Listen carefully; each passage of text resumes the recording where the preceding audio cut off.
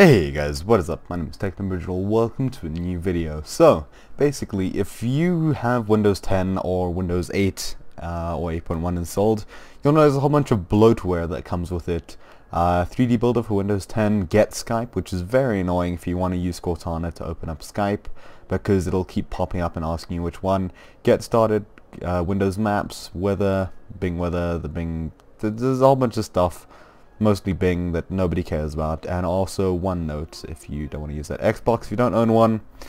Yeah. There's a whole bunch of bloatware that comes with Windows that a lot of the things you can't uninstall if you right click on them, which is kind of strange, but today I'll be teaching you how to get rid of all of these, which I will be doing right now for the first time because they are all useless.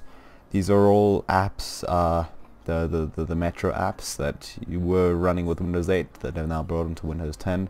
They're all mostly useless. They take a long time to start up, so it's better to find a replacement that actually works on your desktop rather than using these. So anyway, head across to the start bar, type in PowerShell, right click, run as administrator on the Windows PowerShell, hit yes when it asks you, and you'll notice a new window that pops up.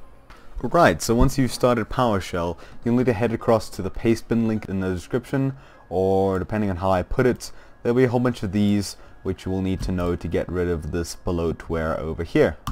Anyway, so we're going to get rid of Microsoft 3D Builder, as I said before. Some of them you can uninstall, but some of them you can't, like Maps, GrooveMusic, Weather. They're all kind of useless, which you don't need. So I'm going to copy the first line, and using Control-C, Control-V to paste it in, hit enter, and it will begin removing. It will initialize, and it will take a couple of seconds to complete uninstalling. And there we go. If we go into here, we'll see it's completely gone.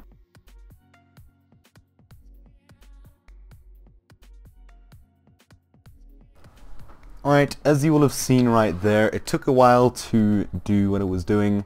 I put in the command and nothing popped up. Don't worry if you can't type, just wait for it to complete, and then you should be able to type right after, I'm pretty sure.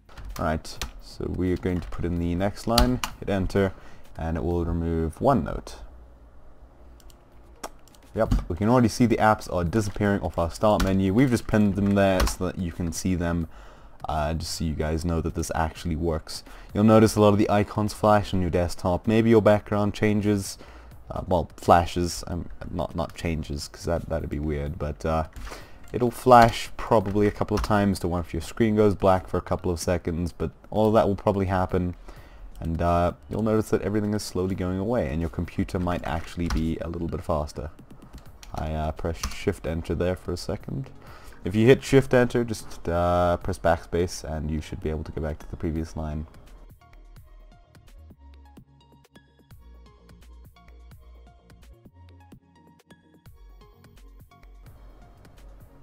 Alright, if you get something like this, don't panic. Basically means that it failed to do it when it can remove, because apparently it's not installed. So if you get this, you don't need to worry because the feature is not installed in your computer, but yeah, as long as it says right here, Windows cannot remove that because the current user does not have the package installed. That basically means that you don't have it installed, so if you get that error, you won't have to worry about anything.